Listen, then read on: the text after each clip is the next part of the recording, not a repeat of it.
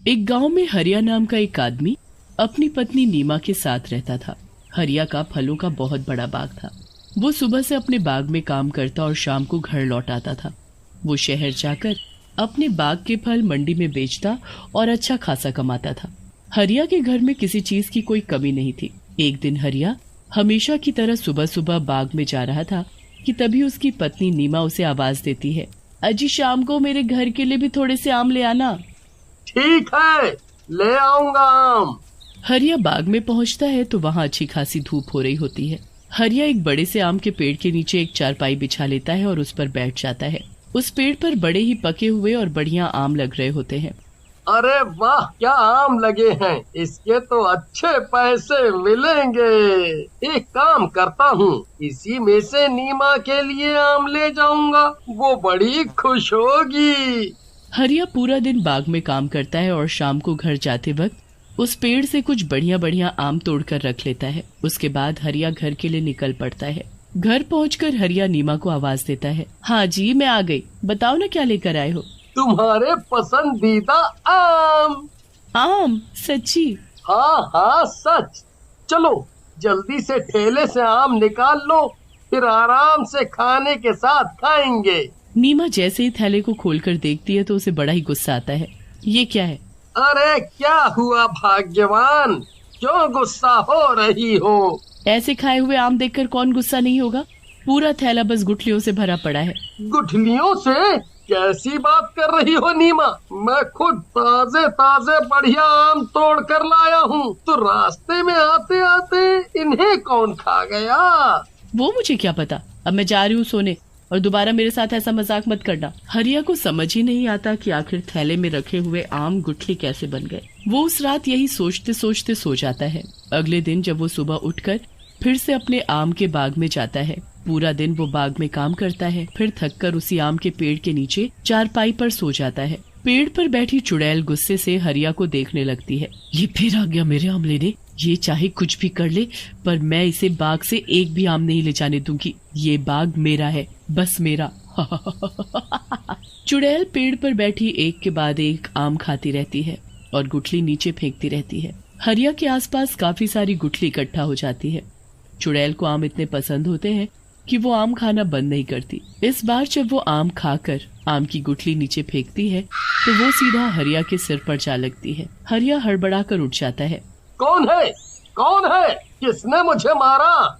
हरिया इधर उधर देखता है तो उसे कोई भी नहीं दिखता, पर फिर उसकी नजर उसके आसपास पड़ी आम की गुठलियों पर जाती है। हरिया उन गुठलियों को देखकर बड़ा हैरान होता है। ये गुठलियाँ यहाँ कैसे आईं? अभी जब मैं यहाँ आराम करने लेटा था तब तो यहाँ एक भी गुठली नहीं थी, तो फिर अब ये कहाँ से आईं? कौन है जो मेरे बाग के आम खाकर मेरे ही पास गुठली फेंक कर गया है?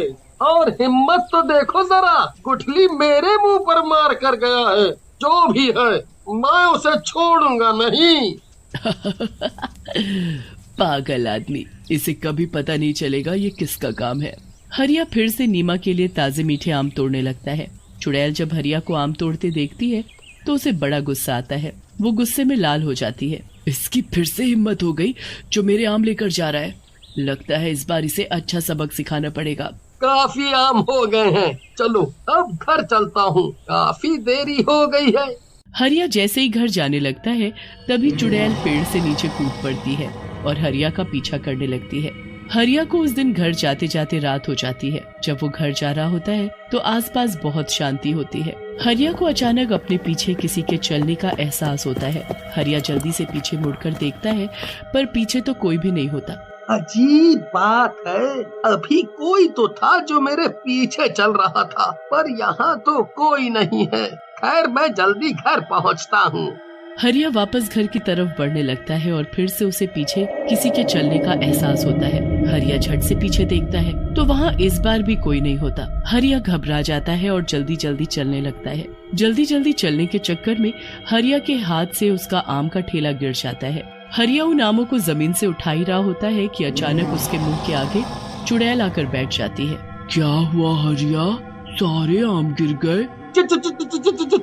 चुड़ैल, बचाओ बचाओ। हरिया को कुछ समझ नहीं आता। वो तो सब आम ऐसे छोड़कर भाग लेता है। भाग गया बेचारा। इन आमों पर बस मेरा हक है, बस मेरा, इनको कोई नहीं खा सकता। चुड़ैल वहीं जमीन पर बैठ जाती है और एक एक आम उठाकर खाने लगती है। भागते भागते एक बार हरिया पीछे मुड़कर देखता है तो वो चुड़ैल आमों को ऐसे खा रही होती है जैसे कोई भूखा जानवर मांस खाता है।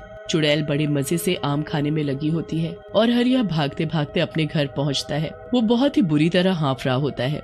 उसे देख नीमा भी घबरा जाती है। अरे क्या हुआ आपको? आप इतनी बुरी तरह हाँफ क्यों रहे हो? नीमा, चुड़ैल, चुड़ैल मेरे पीछे, मेरे पीछे चुड़ैल।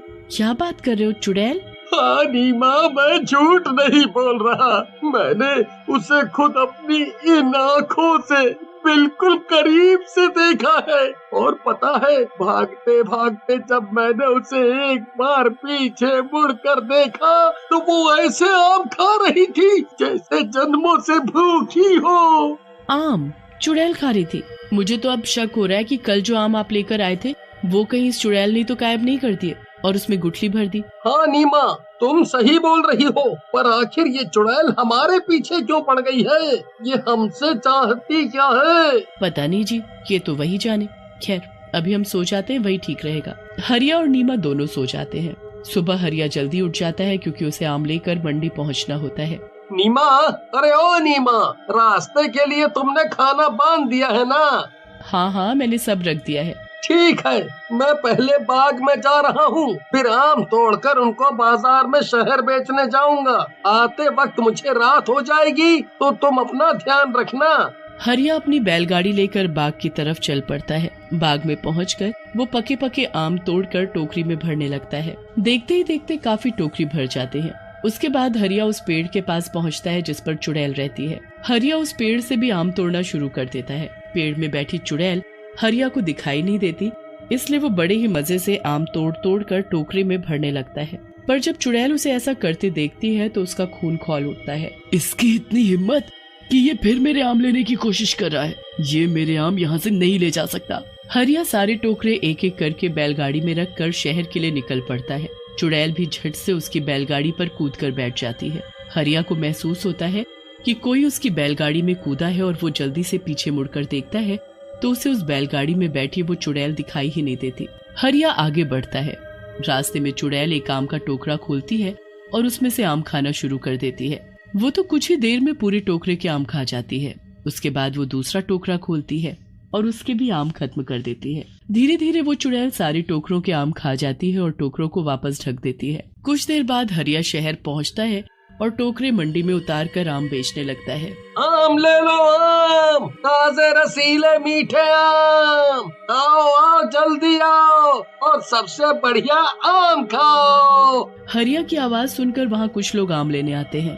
अरे भाई, आम क्या भाव दिए? बस 120 रुपया किलो, बताओ कितने बांध दूं? पहले आम की शक्ल तो दिखाओ, तभी तो बताऊंगा। हाँ, अभी मैं टोकरे खोलता हूँ। हरिया जैसे ही ढके हुए टोकरे को खोलता है तो उसके होश उड़ जाते हैं। टोकरे में तो बस गुठली ही गुठली भरी होती है। दूसरी टोकरी खोलता है तो उसमें भी गुठली ही भरी होती है। हरिया सारी टोकरी खोलकर देखता है और सभी में बस गुठली भरी होती है। हरिया को समझ ही नहीं आता और वो निराश होकर घर वापस आता है और नीमा को सारी बात बताता है। ये हो ना हो उसी चुड़ैल का ही काम है, इसका कुछ करना पड़ेगा। मैं आज ही तांत्रिक के पास जाती हूँ। नीमा फिर एक तांत्रिक के पास जाकर उसको अपने साथ बाग में लेकर आती है। तांत्रिक को एहसास हो जाता है कि चुड़ैल किस पेड़ पर बैठी है। तांत्रिक अपने थैले से एक धागा निकालकर उस पेड़ को बांध देता है। ए तांत्रिक, ये तो क्या कर रहा है? ऐसा मत कर वरना मैं भी इस पेड़ से बंध जाऊंगी। यही तो मुझे करना है। तूने बड़ा दुखी किया हुआ है। आखिर तू चाहती क्या है? मुझे आम बहुत पसंद है। एक दिन जब ये आदमी आम बेचने शहर जा रहा था तब मैंने इसकी बैलगाड़ी से आम खाया था और मैं इसके साथ ही यहाँ आ गई। अब इन सब आमों पर मेरा हक है। ऐसा बिल्कुल नहीं होगा, समझी? अब मैंने तुझे इस पेड़ से बांध दिया है। आज के बाद उस पेड़ से कहीं नहीं जा पाएगी। तुझे जितने आम खाने हैं तू खा सकती है, पर बस इसी पेड़ के। चुड़ैल गुस्से में चिल्लाती रह जाती है पर कुछ नहीं कर पाती। वो हमेशा के लिए उसी पेड़ पर बंध जाती है और उसी के आम का स्वाद ले पाती है।